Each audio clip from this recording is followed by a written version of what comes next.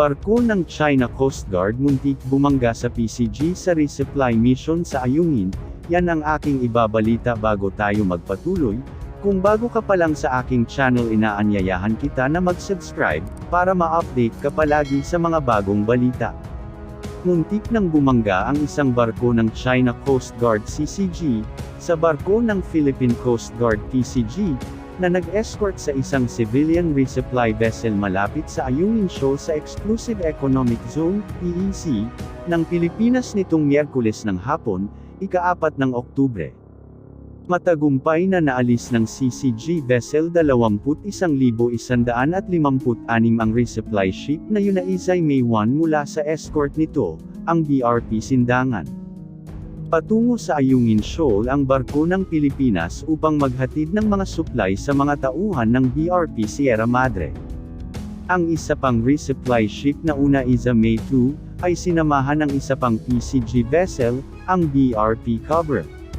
Ilang beses na tinangkang harangin ng barko ng CCG ang BRP Sandigan na makalapit sa Ayungin Shoal, kahit na nasa 10 nautical miles pa ang layo nito. Sa kabila ng matinding pagharang mula sa hindi bababa sa 3 CCG vessels at ilang Chinese militia vessels, nakarating ang 2 resupply ship sa Ayungin Shoal bandang 1:00 ng hapon. Habang hinihintay ang pagbabalik ng mga barko sa resupply mission, sinubukan ng BRP Sindangan na lumapit sa kanila.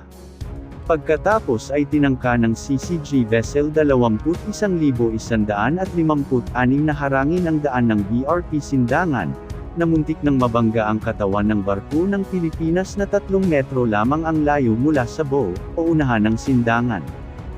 Pagkaraan ng ilang sandali, ang dalawang barko ay lumayo sa isa't isa. Ngunit pagkatapos ay 2 Chinese militia vessels ang dumating patungo sa direksyon ng BRP Sindangan at tumulak sa harap nito. Pinalibutan din ng CCG ship ang BRP Cobra at humigit kumulang 3 Chinese militia vessels. Mayroon namang unidentified aircraft, gayon din ang isa mula sa Philippine Navy na umiikot. Naging matagumpay naman ang resupply mission at nakumpleto 5:00 ng hapon. Sinabi ng PCG na ang latest resupply mission ay ang ikatlong matagumpay ng mission ng Pilipinas matapos gumamit ang China ng water cannon sa resupply ship noong 5 ng Agosto.